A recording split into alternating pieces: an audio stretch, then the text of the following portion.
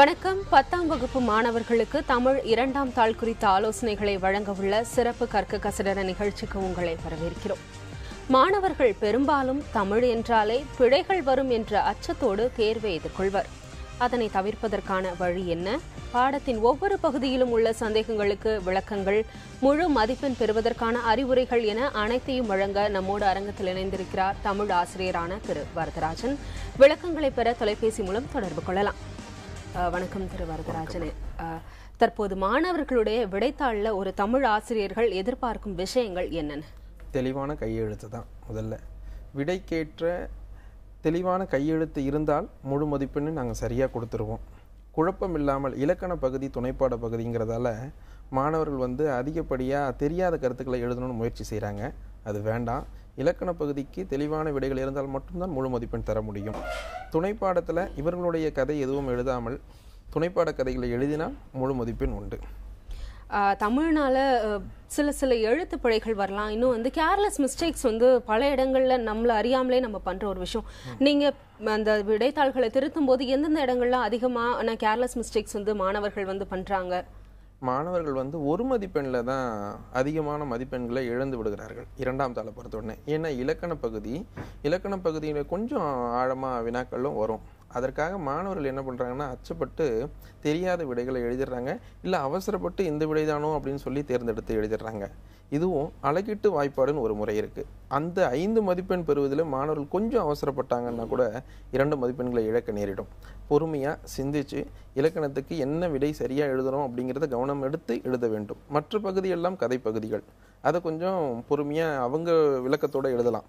ஆனால் இதில் மட்டும் கவனம் அதிகமாக எடுக்கணும் மாணவர்கள். நீங்கள் சொன்னீங்க இலக்கணம்ல தான் அதிகப்படியாக மாணவர்கள் கவனம் செலுத்தணும் அப்படின்னு சொல்லியிருக்கிறீங்க. அப்படி இலக்கணம் நாளை மாணவர்கள் தேர்வை எதிர்கொள்ள இருக்கிறாங்க. இலக்கணத்தில் சில க்ளூ வேர்ட்ஸ் இந்தந்த கேள்விகளுக்கு இந்த மாதிரியான விடைகளை நீங்கள் ஈஸியாக ஞாபகம் வச்சுக்க முடியும் அப்படின்ற மாதிரியான க்ளூ வேர்ட்ஸ் ஏதாவது சொல்ல முடியும்? ஆமாம், ஆசிரியர்கள் அதுக்கு சரியாக கொடுத்துருப்பாங்க. இலக்கண குறிப்பு என்றாலுமே சொல்லை பிரித்தால் மை விகுதி வந்தால் பண்பு தொகை அப்படிங்கிறத சொல்லியிருப்பாங்க. 2 சொற்களை பிரிக்கும் பொழுது முதற் சொல் வினை சொல்லாக இருக்கும், அடுத்த சொல் பெயர் சொல்லாக இருந்தால் வினைத்தொகை அப்படின்னு சொல்லியிருப்பாங்க. உம்மை தொகை என்றால் என்ற எழுத்துக்கள் மறைந்து வரும் அப்படிங்கிறதெல்லாம் சொல்லி கொடுத்துருப்பாங்க ஆசிரியர். அதை கவனம் எடுத்து 100 மதிப்பெண் பெற விரும்புகிற மாணவர்கள் எல்லாம் இந்த இலக்கண குறிப்பில் தான் 1 மதிப்பெண்ணை இழந்துடுறாங்க. அதை கவனம் எடுத்து பண்ணாங்கன்னா மதிப்பெண் எடுக்கலாம். நீங்கள் சொல்லும்போது 100 மதிப்பெண் பெற நினைக்கணும் அப்படின்னு சொல்றீங்க. ஆனால் பொதுவாகவே லாங்குவேஜ் பேப்பர்ஸில் முழு மதிப்பெண்கள் போடுறதில்லை அப்படின்ற ஒரு விஷயம் ரொம்ப காலமாகவே இருக்கு. அந்த முழு மதிப்பெண்ணுக்கான வாய்ப்பு ஏன் இல்லை? தொடர்பிழை பண்ணிடுறாங்க மாணவர்கள். தொடர்பிழை செய்யும் பொழுதோ இல்லை எழுத்துப்பிழை செய்யும் பொழுதோ சந்திப்பிழை செய்யும் பொழுதோ இந்த 3 இடங்களில் தான் மாணவர்களுக்கு மதிப்பெண்களை குறைக்கிறோம். சந்திப்பிழைகளை கூட கொஞ்சம் ஆர்வம் எடுத்து படிக்கணுங்கிறதுக்காக தான் 10ஆம் வகுப்பில் 20 பகுதிகளை கொடுத்துருக்கோம். சந்திப்பிழைகளே வரக்கூடாது இனி வரும் காலங்களில். மாணவர்களுக்கு ஊடகத்துறைகளை போனாலும் மாணவர்கள்லாம் தெளிவான ஒரு விளக்கம் வேண்டும், அவங்களுக்கான ஒரு பார்வை வேண்டும், தமிழின் மீதான பார்வை வேண்டும்ங்கிறதுக்காக சந்திப்பிழைகளை தவிர்ப்பதற்குன்னு ஒரு பகுதி அமைச்சிருக்காங்க. அதை முழுமையாக படிக்கணுங்கிறதுக்காகத்தான் இலக்கண பகுதி. தொடர்பிழைகளில் எழுத்து பிழை அதிகமாக செய்கிறாங்க, ஒருமைப்பன்மை பிழைகள் செய்கிறாங்க. இதை கவனம் எடுக்கணுங்கிறதுக்காகவே 20 மதிப்பெண்ணில் 4 மதிப்பெண் இந்த தமிழை தெளிவாக எழுதுவதற்கான பயிற்சிக்கு 4 மதிப்பெண் கொடுக்குறோம். அதில் கவனம் எடுக்கணும் மாணவர்கள். இலக்கண பகுதியை தொடர்ந்து அடுத்தது துணைப்பாட பகுதி அப்படின்னு வந்தோம் அப்படின்னா கட்டுரை எழுத வேண்டியது இருக்கும், நிறைய வார்த்தைகள் அவர்கள் பயன்படுத்த வேண்டியது இருக்கும். அப்படிப்பட்ட அந்த கேள்விகளை எப்படி மாணவர்கள் எதிர்கொள்ளலாம்? அதுக்கு ஒரு அச்சம் இருக்கு மாணவர்களிடையே. நம்மளுடைய சொந்த நடையில எழுதலாமா, இல்லை ஆசிரியர் சொல்லிக் கொடுத்த நல்ல தமிழ் எழுதணுமா, இல்லை தூய தமிழ் எழுதணுமாங்கிற ஒரு அச்சம் இருக்கு மாணவர்களிடையே. அவர்கள் என்ன உள்வாங்கிக்கிட்டாங்களோ அந்த கருத்தை எவ்வளவுக்கு எவ்வளவு வெளிப்படுத்த முயற்சி செய்கிறார்களோ அதுதான் அவர்களுடைய மதிப்பெண்களாக வந்து விழும்.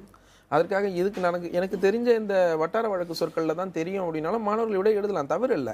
அதை ரொம்ப அந்த சொல்லை கொச்சப்படுத்தாமல், கொச்சை சொற்களாக பயன்படுத்தாமல் தமிழ் சொற்களாக பயன்படுத்தி வட்டார வழக்கு சொற்களாக இருந்தாலும் அதை நல்ல தமிழ்ல கொடுக்க தமிழை சரியா எழுதினா ஆசிரியர்கள் மதிப்பெண் கொடுப்பாங்க. தொடர்ந்து இது குறித்த சந்தேகத்தோட பாளையம் கோட்டையிலிருந்து கதிரேசன் என்ற நேயர் காத்திருக்கிறார். வணக்கம் கதிரேசன், உங்களுடைய கேள்வி என்ன? ஹலோ சார், இந்த பொதுக்கட்டுரையில எப்படி சார் ஃபுல் மார்க் வாங்குறது? பொதுக்கட்டுரைக்கான குறிப்புகள் கொடுத்துருப்பாங்க கண்ணு. குறிப்புகள் அடிப்படையில் நீங்கள் கட்டுரை எழுதணும். நீங்களாம் சொந்த நடையில் இல்லாததெல்லாம் எழுத வேண்டாம். சுற்றுச்சூழல் சார்ந்த ஒரு பொதுக்கட்டுரை கேட்குறாங்கன்னா அதற்கான அடிக்குறிப்புகள் கொடுத்துருப்பாங்க. அதை நீங்கள் குறிப்பு சட்டகமாக பயன்படுத்தி அதன் கீழ் கருத்துக்களை எழுதணும். 3 பக்கங்கள் வரையும் எழுத முயற்சி செய்யுங்க. அடுத்ததாக சிவகாசியிலிருந்து கார்த்திகேயன், வணக்கம். உங்களுடைய கேள்வி என்ன? Sir good evening sir. வணக்கம், சொல்லுங்க. சார் இது துணைப்பாடம் எத்தனை பக்கம் எழுதுனா ஃபுல் மார்க் கிடைக்கும் சார்? துணைப்பாட கதை 5 மதிப்பெண் தான் கண்ணு. அதனால குறைந்தபட்சம் நீ ஒரு பக்கம் எழுதினால் போதுமானது. ஒரே ஒரு பக்கம் எழுதினால் கதை மட்டும் தெளிவான 5 மதிப்பெண் கொடுக்கப்படும். அதுலேயும் வருகின்ற கதை மாந்தர்களுடைய பெயர்கள் ஒரு சிறு குறிப்பு சட்டகம் போடுறதா இருந்தால் 1.5 பக்கத்தில் முடிச்சுக்கிட்டா நல்லா இருக்கும். நீங்க சொல்லியிருக்கீங்க, அதாவது ஒரு பக்கத்துல முடிக்கலாம்னு. நடுவுல வேறு கலர் பேனாவை, கருப்பு கலர் பேனாவோ அல்லது வேற அந்த இடத்துல அந்த இடத்த கோடிட்டு காட்டுற செயல்லாம் பண்ணலாம். இது உறுதியா பயன்படுத்த வண்ணக்கோள்களை எதையுமே பயன்படுத்தக்கூடாது. கருப்பு நிற எழுதுகோலை பயன்படுத்தலாம். எந்த தமிழ் சில மாணவர்கள் என்ன பண்றாங்க, தமிழில் அதிக மதிப்பெண் எடுக்கணுங்கிறதுக்காக தமிழ் எண்களை பயன்படுத்துறாங்க. தமிழ் எண்களை பயன்படுத்தக்கூடாது. உள்ள வினாயன் போடுறதுல தமிழ் எண்களை பயன்படுத்த வேண்டாம். உள்ள போடுற நட்சத்திர குறியீடுக்கு பதிலாக வேண்டுமென்றால் தமிழ் எண்களை பயன்படுத்தலாம். அதுக்கு மதிப்பெண் உண்டு. வண்ணக்கோள்களை பயன்படுத்த வேண்டாம். கருப்பு நிற பேனாவை பயன்படுத்தி அடிக்கோடிட்டால் போதுமானதாக இருக்கும் நாங்கள் எதிர்பார்க்கிறோம். இப்ப தமிழ் 2ஆம் தாள்ல ஒரு பாடல் கொடுத்து அதுல இருக்கிற நயங்கள் கேட்கிற ஒரு கேள்வி இருக்கு. அந்த கேள்வி பெரும்பாலான மாணவர்களுக்கு சில சிரமம் இருக்கிறதா சொல்றாங்க. அதனை எப்படி எதிர்கொள்றது? மாணவர்களுக்கு அந்த பாடலை பற்றியான புரிதல் முதல்ல இருக்கணும். புரிஞ்சுக்கிட்ட கருத்தை ரொம்ப விளக்கமா ஒரு பக்கத்துக்கெல்லாம் எழுத வேண்டாம். மதிப்பெண் 5 மதிப்பெண் தான். மைய கருத்து 2 வரிகளில் இருந்தா போதும். திரண்ட கருத்து ஒரு 6 வரிகளுக்குள்ள இருந்தா போதும். எதுகை மோனை இயைபு சந்தச்சுவை அணி இது தெரிஞ்சிருந்தா போதும். இதுதான் நாங்கள் எதிர்பார்க்குறோம். அதற்கான விளக்கங்கள்லாம் நீங்கள் தர தேவையில்லை. இதில் பயின்று வந்திருக்கு நீங்கள் எழுதினாலுமே போதும். அதற்கு முழு மதிப்பெண் தரப்படும். அடுத்ததாக திருவள்ளூர்ல இருந்து அரவிந்த், வணக்கம். உங்களுடைய கேள்வி என்ன? சார் இப்போ கட்டுரை வெளியிருந்து வருமா இல்ல புக்குக்குள்ள கேட்பாங்க சார்? பொது கட்டுரை கேட்கிறாருன்னு நினைக்கிறேன். பொது கட்டுரை 10ஆம் வகுப்பு பாட புத்தகத்தின் ஒவ்வொரு பாடத்தின் பின்பகுதியில் உள்ள பொது கட்டுரை மட்டும்தான் இடம்பெறும். மற்ற எதுவுமே இடம்பெறாது, வாய்ப்பில்லை. அடுத்ததாக காரைக்குடியிலிருந்து அப்துல் ரஹ்மான், வணக்கம். உங்க கேள்வி என்ன? Hello sir. வணக்கம், சொல்லுங்க சார். துணைப்பாடம் நெடுவினா எப்படி சார் எழுதுறது? துணைப்பாடம் நெடுவினா நெடுவினா சரி, அதுதான் தம்பி. இதுக்கு முன்னாடி விளக்கம் கொடுத்தோம். ஒரு பக்கம் தான் இருக்கணும் குறைந்தபட்சம். ஒரு பக்கம் இல்லைன்னா 1.5 பக்கத்தில் முடிச்சுக்க பாருங்க. அதிக நேரம் எடுத்து அதுக்கு செலவழிக்காதீங்க. வேண்டுமென்றால் கதை மாந்தர்களுடைய பகுதியோ குறிப்பு சட்டகமும் நீங்களே சொந்தமாக எழுதலாம், தவறில்லை. அதான் துணைப்பாடம் குறித்த கேள்விதான் அதிக அளவுல மாணவர்களுக்கு இருக்கு. துணைப்பாடம்னவே அதை எத்தனை பக்கம் எழுதணும் அப்படின்னு சிந்திக்கிறாங்க. 2 துணைப்பாடம் கேட்குறாங்க. 10 துணைப்பாடங்கள்ல முதல்ல ஒரு துணைப்பாடத்தை முழுவதும் எழுதணும்னு சொல்றாங்க. இப்போ 2 துணைப்பாடங்களை பிரிக்கிறாங்க. 2 துணைப்பாடங்களாக பிரித்து ஒவ்வொன்றுக்கும் 5 மதிப்பெண்கள் அப்படிங்கிற நிலையை கொண்டு வந்திருக்காங்க. அதனால மாணவர்களுக்கு ஒரு அச்சம், துணைப்பாட கதையினாலும் 5 மதிப்பெண் ஆயிற்று, எத்தனை பக்கம்? அதிகமாக போனால் 2 பக்கம், அதுக்கு மேலே எதிர்பார்க்கறது இல்லை 10ஆம் வகுப்பு மாணவர்களிடம். அதை எழுதினால் போதும். அடுத்ததாக திருவண்ணாமலையிலிருந்து பிரியங்கா, வணக்கம். உங்க கேள்வி என்ன? Hello sir, good evening sir. வணக்கம்மா, சொல்லுங்க சார். பாநயம் பாராட்டுதல் எந்தெந்த நயம் எழுதலாம் சார்? நீங்க முதல்ல பாடலுடைய கருத்து எழுதணுமா, உறுதியா எழுதணும். அதுக்கு மதிப்பெண் உண்டு. அடுத்ததான் நீங்க எதுகை மோனை இயைபு கண்டுபிடிங்க. அடுத்தது சந்தச்சுவை அணி முயற்சி செய்யுங்க கண்டுபிடிக்கிறதுக்கு. 3 அணிகளை வைத்து தான் கேட்குறாங்க பெரும்பாலும். ஓமை அணி அல்லது இயல்பு நவிர்ச்சி அணி, உயர்வு நவிர்ச்சி அணி, இந்த 3 அணிகள் தான் இடம்பெறும். இந்த 5 எழுதினால் போதுமானதுமா. ஆசிரியர் குறிப்புக்கெல்லாம் நேரத்தை வீணடிக்க வேண்டாம். அடுத்ததாக விழுப்புரத்திலிருந்து தினேஷ்குமார், வணக்கம். உங்க கேள்வி என்ன? வணக்கம் தினேஷ்குமார், உங்களுடைய கேள்வி என்ன? வணக்கம், சொல்லுப்பா. Good evening sir. வணக்கம். அனுப்புனர் கணிதத்துல அனுப்புனர் பகுதியில நம்ம ஊர் பெயர்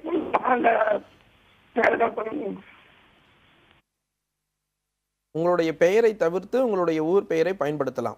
ஊர் பொதுமக்கள் சார்பாக என்று சொல்லிட்டு, ஊர் பொதுமக்கள் என்று சொல்லிட்டு உங்களுடைய ஊர் பெயரை பயன்படுத்தலாம். பின்கோடை கூட பயன்படுத்தலாம், தவறு இல்லை. எந்த இடத்துலையும் உங்களுடைய பெயரை மட்டும் பயன்படுத்தாதீங்க. அதற்கு பதிலாக தேர்வு எண்ணை பயன்படுத்தணும் அப்படின்னு சொல்லியிருக்காங்க. தேர்வு எண்ணும் அச்சமாக இருந்தால், ஏதோ பதட்டமாக இருந்தால் ஆ என்ற குறியீடுகளை மட்டும், எழுத்துக்களை மட்டும் எழுதினால் போதுமானது. அடுத்ததாக சுபாஷ் தஞ்சாவூரிலிருந்து காத்திருக்கிறார். வணக்கம். உங்களுடைய கேள்வி என்ன சுபாஷ்? வணக்கம் மேடம். என்னோடது எது இலக்கணத்துல இம்பார்ட்டன்ட் கொஸ்டினா வரும்னு கேட்கிறேன் மேடம். இலக்கணத்துல எந்த பகுதியில கேட்குறீங்க தம்பி? ஃபர்ஸ்ட் எழுத்துக்கள்ல இருந்து ஐகார குறுக்கம் உகார குறுக்கம்னு இருக்கு, அதுல இம்பார்ட்டன்ட் கொஸ்டின் அப்படின்னு எதையும் சொல்ல முடியாது. பொது தேர்வை பொறுத்த வரையும் முதல் 7 இயல்களை நீங்கள் தரவாக படிச்சுக்கிட்டீங்கன்னா தேர்வை நீங்கள் தைரியமாக எதிர்கொள்ளலாம். அடுத்ததாக ராதாகிருஷ்ணன் இணைப்பில் காத்திருக்கிறார். வணக்கம், உங்களுடைய கேள்வி என்ன? வணக்கம் ராதாகிருஷ்ணன், உங்களுடைய கேள்வி என்ன? வணக்கம்மா. இப்ப அணி இலக்கணத்துல எந்த அணிமா வரும்? கற்குறிப்பேற்று அணி படிக்கலாமா இல்ல வஞ்ச புகழ்ச்சி அணி படிக்கலாமா? 2 அணியில என்னமா படிக்கலாம்? இது முக்கியமா வரும், கொஞ்சம் ஐயாட்ட கேட்டு சொல்லுங்கம்மா. வணக்கம். அணிகளில் தற்குறிப்பேற்று அணி உறுதியாக உண்டு, வஞ்ச புகழ்ச்சி அணி. இந்த முறை தொடர்ந்து திருப்புதல் தேர்வுகளில் 2 அணியை கேட்டுக்கிட்டு இருக்காங்க. சொல் பின்வரு நிலை அணி, சொற்பொருள் பின்வரு நிலை அணியை கேட்டுட்டு இருக்காங்க. அதை மாணவர்கள் கொஞ்சம் ஊன்றி படித்தால் அதை எழுதுவதற்கான வாய்ப்பு அதிகம் உண்டு. ஒரு புறம் மாணவர்களுக்கு மட்டுமல்லாது பெற்றோர்களுக்கும் தேர்வு பதற்றம் அதிகமாகவே இருக்கு. இந்த கேள்வித்தாளில் ஒரு வினால கதை எழுதணும் அல்லது கவிதை எழுதணும். இதுல ஒரு ஆசிரியரா நீங்கள் மாணவர்களை எதை எழுதினால் அவர்களுக்கான மதிப்பெண்கள் கிடைக்கும் நினைக்கிறீங்க? எதை வேண்டுமென்றாலும் தேர்ந்தெடுத்து எழுதலாம்.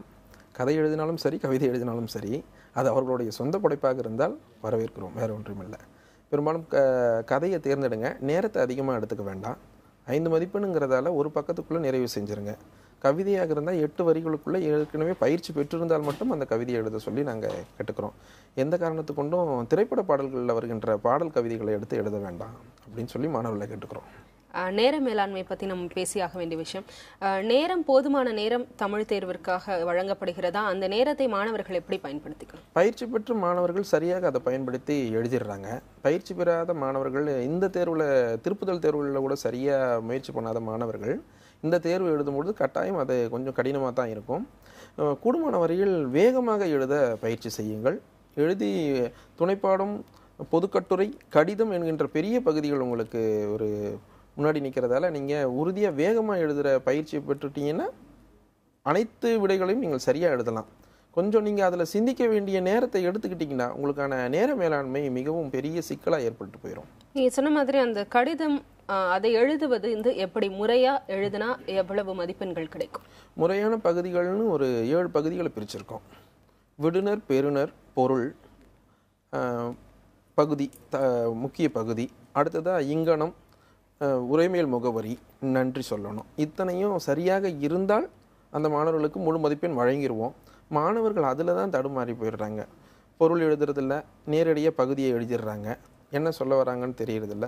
கடைசியாக உரைமேல் முகவரியை மறந்து போயிடுறாங்க, எழுதாமல் விட்டுறாங்க. இதையெல்லாம் கவனம் எடுத்து அனைத்து பகுதிகளையும் முழுமையாக எழுதுனீங்கன்னா முழு மதிப்பெண் கிடைக்கும். இந்த கேள்வித்தாளில் காது கேளாதோருக்கான ஒரு சிறப்பு வினா கொடுக்கப்பட்டிருக்கு. அந்த வினாவை எப்படி எதிர்கொள்ளணும்? மாணவர்கள் காது கேளாதோருக்கான வினா தான் அது. சாதாரண மாணவர்கள் அதை தேர்ந்தெடுத்து எழுதக்கூடாது. அந்த பகுதியை தொடாமல் விடுவது நன்று. எழுதி இதை என்னால் அடிக்கப்பட்டதுன்னு இப்போ எழுதணும். ஒவ்வொரு பகுதியும் ஏதாவது இவங்களாம் அடிச்சிருந்தாங்கன்னா ஒரு கோடு போட்டு இந்த பகுதி என்னால் அடிக்கப்பட்டது அப்படிங்கிறத எழுதணும். இதெல்லாம் நேரத்தை வீணாக கடத்தும். அதனால் கவனம் எடுத்துக்கொண்டு அதை படித்து பாருங்கள். 35வது வினாவினுடைய 2வது பகுதியாக அது வருது. அந்த வினாவை நீங்கள் எழுதக்கூடாது. அதற்கு பதிலாக உங்களுக்கு பத்திக்கு மொழிபெயர்ப்பும் பழமொழிக்கு மொழிபெயர்ப்பும் உங்களுக்கு கொடுத்துருப்பாங்க. அதில் கவனம் எடுத்து எழுதுங்க. அதே மாதிரி இதில் சூழலுக்கு ஏற்ப மாதிரி விடையளிக்க வேண்டிய ஒரு கேள்வி இருக்கு. அதில் மாணவன் எந்த மாதிரி சிந்தித்து அதற்கு பதில் அளிக்கணும்? அதற்கு முன்னாடி நம்ம பேசுறதுக்கு முன்னாடி தற்போது சரண்யா தொலைபேசி இணைப்பில் இருக்கிறார். வணக்கம், உங்களுடைய கேள்வி என்ன? வணக்கம்மா, உங்களுடைய கேள்வி என்ன? வணக்கம், சொல்லுங்கம்மா. புக் பேக் 1 வேர்ட்ஸ்ல இருந்து புக் பேக்ல இருந்து வருமா சார்? உறுதியா வருமா? அதுல இருந்து தான் கேட்பாங்க. ஒரு 2-3 வினாக்கள் மட்டும் பொதுவாக நீங்கள் புரிஞ்சுக்கிட்டு இருக்கீங்களா அப்படிங்கிறத கேட்பாங்கம்மா. மற்றபடி ஒவ்வொரு பாடத்தின் பின்பகுதியில் உள்ள வினாக்கள் மட்டும்தான் இடம்பெறும்.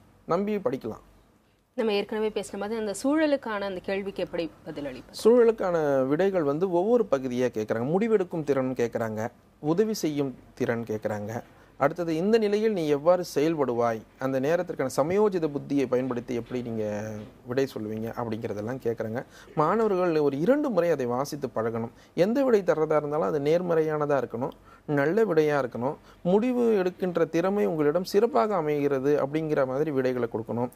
சரி, செய்வேன், இல்லை என்கின்ற சொல்லை எல்லாம் அதிகமாக பயன்படுத்தினேன். அது தவறான அணுகுமுறையில் வினா கேட்டிருந்தாங்க மட்டும்தான் இல்லை அப்படின்னு சொல்லணும். மற்றபடி நேர்மறையான விடைகளை கொடுக்க முயற்சி செய்யுங்க.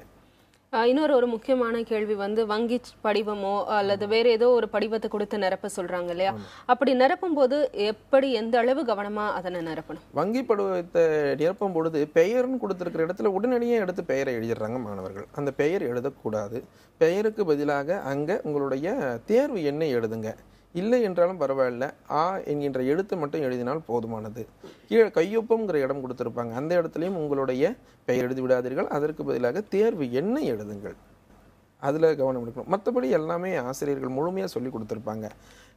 தமிழ் சொல்ல அமைந்த அந்த 1000, 50,000 அப்படிங்கிறத அந்த வினாவில் அடைப்புக்குறியில் கொடுத்துருப்பாங்க. அடைப்புக்குறியில் பார்த்து அந்த எவ்வளவு தொகை கொடுத்துருக்காங்களோ அந்த தொகையை தான் அங்கே பூர்த்தி செய்யணும். அதில் கவனம் எடுத்துக்குங்க. தொடர்ந்து அடுத்ததாக ஒரு சந்தேகத்துடன் தஞ்சாவூரில் இருந்து வினோத் காத்திருக்கிறார். வணக்கம் வினோத், உங்க கேள்வி என்ன? Hello, good evening sir. வணக்கம்பா, சொல்லுங்க. துணைப்பாடம் எத்தனை படிச்சா 2 அட்டன் பண்ணலாம் சார்? துணைப்பாடம் எத்தனை படிச்சா 2 அட்டன் பண்ணலாம் சார்? குறைந்தது 6 படிக்கணும் கண்ணு. முதல் 6 இயல்கள் இருக்குது. ஆமா, 6 இயல்கள்ல இருக்கிறத படிச்சாகணும். Okay sir. இதுல கதை பகுதியா இருக்கிறது 3 இருக்கு. கதை பகுதியாக இருக்கிறது மெல்ல மெல்ல மர அப்படின்னு ஒரு துணைப்பாடம் இருக்கு. புகைப்பிடிக்கும் பழக்கத்தை ஒழிக்கும் முறை. அடுத்ததாக குரட்டை ஒளி அப்படிங்கிற ஒரு கதை. இலின்கிரண்ட் என்கின்ற மாற்றுத்திறனாளுடைய நேர்மறையான சிந்தனை. இந்த 3 கதைகளிலிருந்து ஒரு கதை கட்டாயம் இடம்பெறுது. அடுத்தது புரிதலுக்கான இது வந்து சட்டம் சார்ந்த சிக்கல்களை மாணவர்கள் எப்படி எதிர்கொள்கிறாங்க, அது நூலகம். இந்த 3த்தையும் மாணவர்கள் தெளிவாக படிச்சுக்கிட்டாங்கன்னா போதும். தமிழ் ஆசிரியரா நாளைக்கு தேர்வு எதிர்கொள்ள இருக்கிற மாணவர்களுக்கு நீங்க சொல்ல வேண்டிய அறிவுரைகள் என்ன? இதுவரையும் நீங்கள் ஓராண்டு காலம் நல்லா படிச்சிருப்பீங்க. உங்களுக்குள்ள ஆசிரியர்கள் நல்ல விதைகளை விதைத்திருக்கிறார்கள். அந்த விதைகளுக்கான விளைச்சலை இப்பொழுது எதிர்பார்க்கின்ற நேரம். நீங்கள் எதையும் புதிதாக இப்பொழுது படிக்க வேண்டாம். ஏற்கனவே நீங்கள் படித்து நல்ல மதிப்பெண்களை எடுத்திருப்பீர்கள்.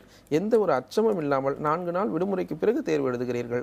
அச்சம் இல்லாமல் நம்பிக்கையுடன் எழுதுங்கள். நல்ல மதிப்பெண் கிடைக்கும். இந்த முறை 100 மதிப்பெண் போடுவதற்கான வாய்ப்புகள் அனைத்தையும் பள்ளிக்கல்வித்துறை வழங்கியிருக்கிறது. கவலை வேண்டாம். நன்றாக நீங்கள் எழுதினீர்களே ஆனால் 100 மதிப்பெண்களையும் பெறலாம். நிச்சயமா உங்களுடைய அறிவுரைகள் மாணவர்களுக்கு ஒரு தெம்பாகவும் நம்பிக்கையாகவும் இருக்கும். சந்தேகங்களும் வந்து தெளிவாக இருக்கும் நம்புறோம். நன்றி திரு வரதராஜன். நன்றி.